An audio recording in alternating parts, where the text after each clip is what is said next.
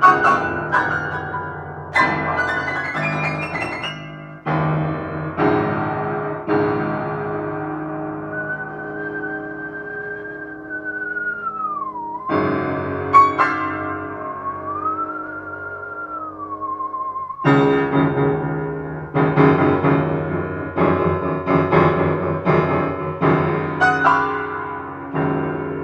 musique que je propose, ce n'est pas une musique où je touche le piano du bout des doigts. C'est une musique où je touche le piano avec la main pleinement.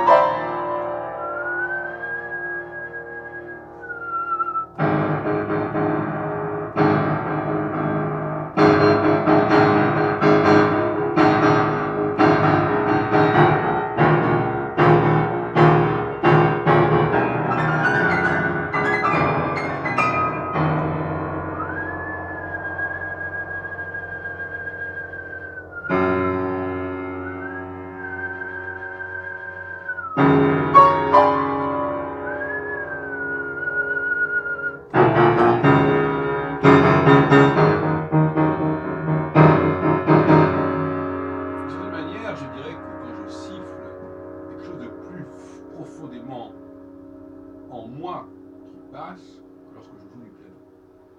Pour une raison très simple, c'est par exemple si je suis malade,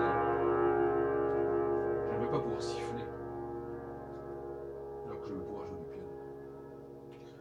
Donc il est essentiel que le pianiste puisse aussi donner quelque chose qui vient de plus profond de ses entrailles. Parce que les mains, bon, c'est bien les mains, bien sûr, mais ça n'est pas aussi personnel que le sifflement.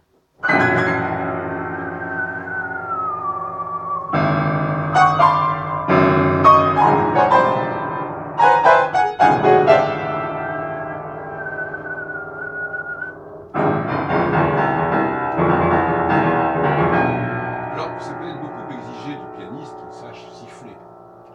Ça complique sa formation et ça peut éliminer certaines personnes qui n'ont pas le potentiel pour siffler, ou alors il y a peut-être une question d'âge, je ne sais pas. Mais enfin, en tout cas, ça demande une certaine santé et une certaine alimentation. Je sais pas, il faut travailler là-dessus et s'entraîner, mais il me paraît essentiel que le pianiste du XXIe siècle sache siffler.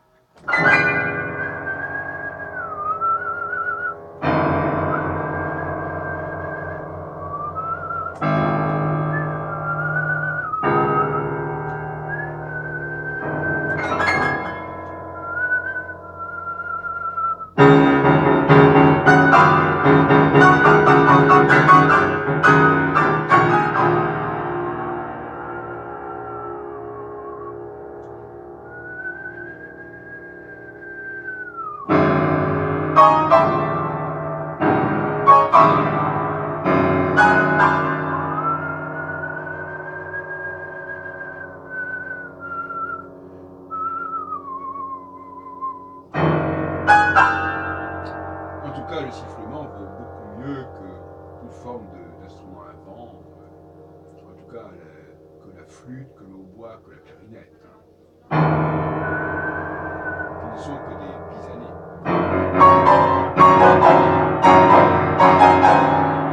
Justement, les mains vont jouer un certain rôle, qu'elles n'ont pas à jouer dans le sifflement. Parce que les mains de mon piano, quand je joue du piano, n'ont rien à voir avec le sifflement, ne produisent pas.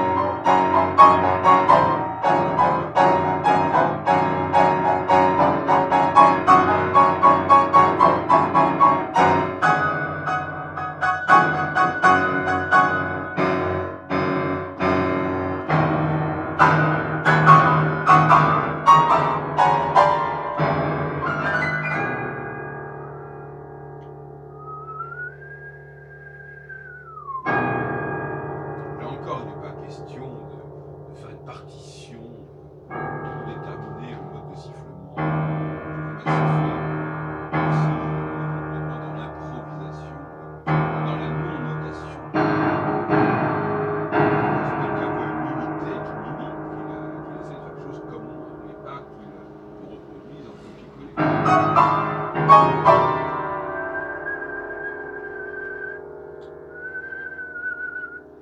Il faut bien comprendre que, ça c'est le rapport du signifiant au signifié, hein, qu'il ne suffit pas de garder le même signifiant, c'est-à-dire la même structure de notes, pour apporter un signifié qui viendrait exprimer une valeur ajoutée. C'est dans la production même du signifiant qui a une valeur ajoutée par rapport tout simplement à ce que nous avons reçu du passé, par rapport à nos modèles, par rapport à ceux qui nous ont précédés. C'est là que nous avons une valeur ajoutée. Ce n'est pas simplement la valeur ajoutée de l'interprète qui joue une sonate de Beethoven en 2014. D'ailleurs, il y avait les cadences autrefois. Le liste souvent ajouté à un mouvement, deuxième, troisième mouvement, il ajoutait un élément qui lui était propre, qui pouvait être improvisé, justement. Et qui d'ailleurs ne faisait pas appel à l'orchestre. Puisque par définition, et ça c'est un des grands soucis, c'est que on ne peut pas demander à un orchestre d'improviser, paraît-il. Peut-être dans le cas des jazz, mais en tout cas, on est encore loin d'un orchestre classique qui vivrait l'improvisation et qui reprendrait, en quelque sorte, par exemple, un thème joué par le pianiste compositeur, j'entends bien, improvisateur. Et pourtant, c'est ce qu'il faudrait faire. Alors moi, j'ai pensé qu'avec l'aide de l'informatique, on pourrait y arriver. Il faudrait que les pupitres des instrumentistes soient équipés d'un écran et que il y ait un logiciel qui comment dirais-je, fasse un arrangement immédiat de ce qui a été élaboré par le soliste et qui le propose immédiatement comme grille, en tout cas, pas forcément impérative, comme grille aux différents instrumentistes. Je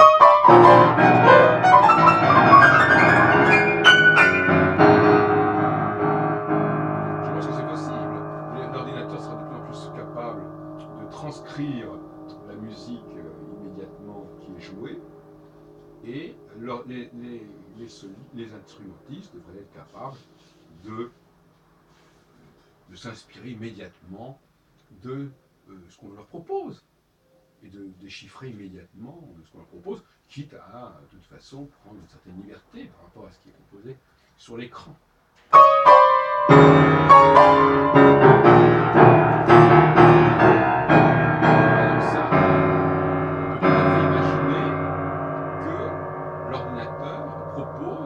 En écho avec ce que je viens de faire, il propose à différents instruments de l'orchestre de reprendre ce thème, de reprendre cette dynamique.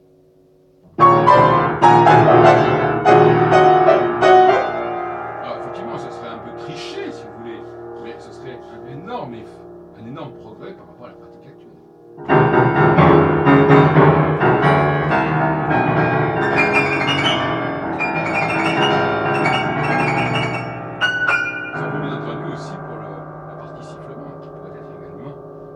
Aux flûtistes par l'ordinateur.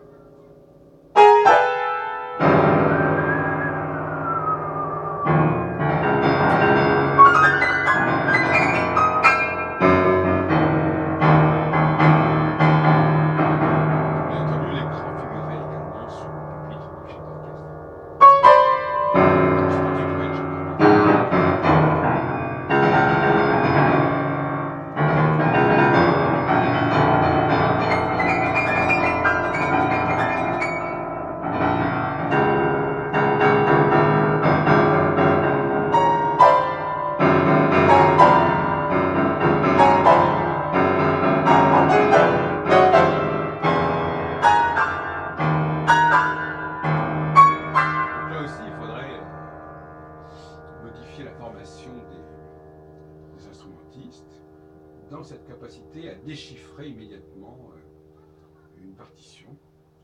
Il paraît que ma grand-mère maternelle, Sarah Moïse, alias Claude Jonquière, avait une énorme capacité de déchiffrement des partitions au piano.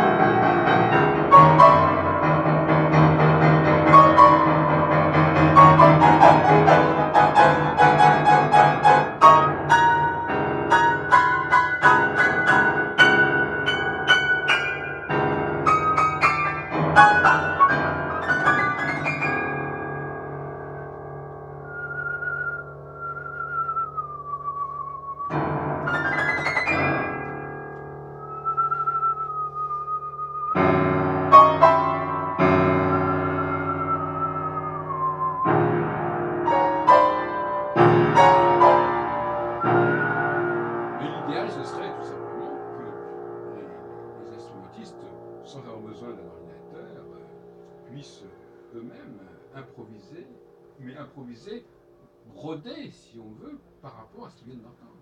Une qualité fondamentale des instrumentistes, c'est capable de reproduire à l'oreille ce qu'ils entendent, sans passer par le texte, sans passer par l'écrit, et de le reproduire avec une certaine forme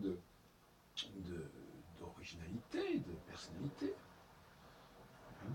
Mais qu'on puisse reconnaître quand même le point origine, si on veut, oui, de préférence. Voilà, qu'il puisse, voilà, qu'un flûtiste, par exemple, eh bien, si je siffle quelque chose, il puisse en faire quelque chose lui-même.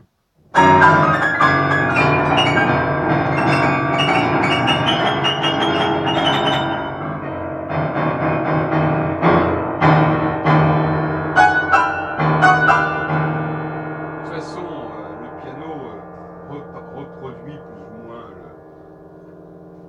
par exemple, la répartition entre violon et violoncelle, enfin, et basse, etc. Donc, on peut aussi voir d'après les sonorités et les parties, la géographie du piano, on peut aussi répartir les instruments de l'orchestre.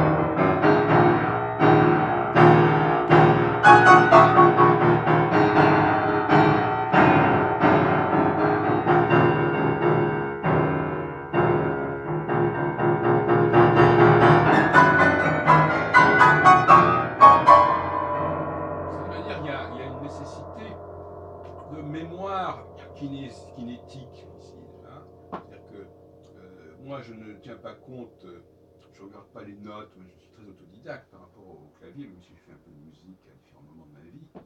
Je suis mis des cours, mais enfin, ça n'est pas resté grand-chose. Et donc, je suis complètement étranger à la notation, à l'idée qu'il y a des notes qui s'appellent Do, Ré, Mi, Fa, etc. Mais en revanche, j'associe les sonorités à des mouvements de la main. Donc j'ai la mémoire de certains gestes, n'est-ce pas, de certains déplacements des mains qui sont associés à certaines productions de sons.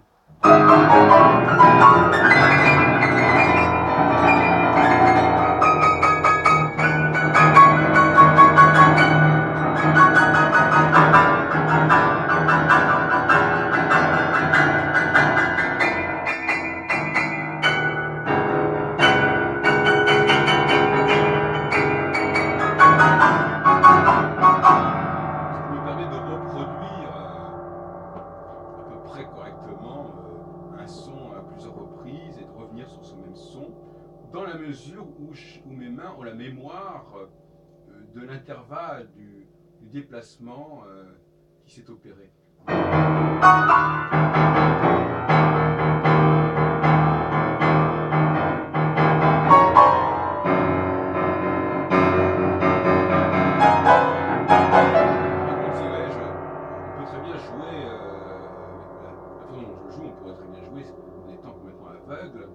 Et même à la limite, enfin là j'exagère un peu, en ayant des problèmes au niveau des mains, au niveau des doigts, puisque c'est pas les doigts, c'est pas les extrémités des doigts qui comptent ici, mais c'est plutôt le corps de la main.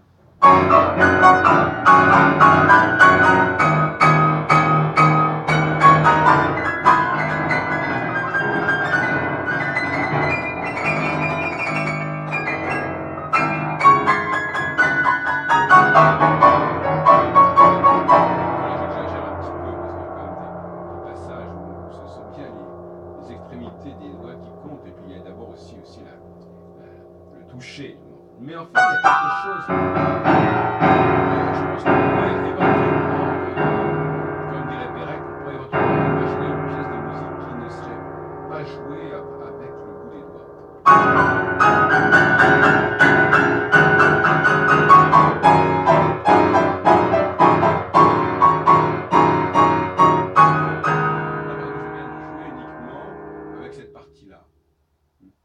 Pas avec le bout des doigts, même si mais là je ne pourrais pas même si des passages sans les doigts.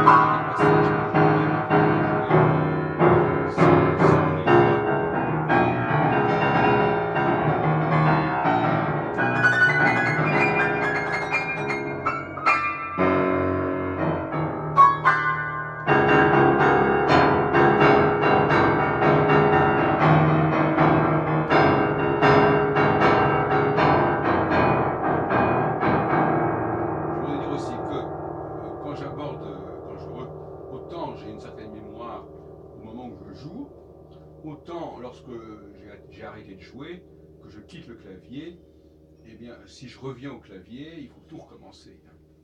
Donc, c'est-à-dire que je ne peux pas reproduire si j'ai perdu le contact avec le clavier, je ne peux pas le reproduire une heure après ou un an après. Hein, c'est pas concevable. Je peux le retrouver. Je peux avoir une sorte de mémoire en disant ah oui, ça j'aime bien ça, je voudrais le rejouer. Il faut que je retombe dessus. Je ne vais pas le produire spontanément. Ça va revenir.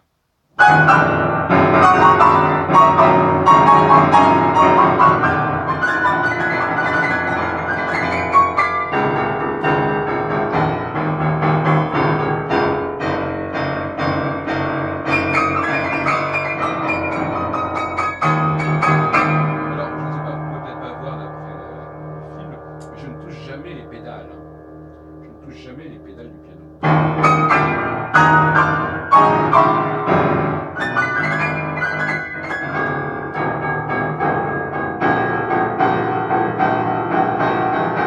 effets que je produis par un toucher du clavier, absolument pas. Je ne fais, en fin de compte, c'est peut-être bizarre, mais je ne fais pas intervenir mes pieds quand je joue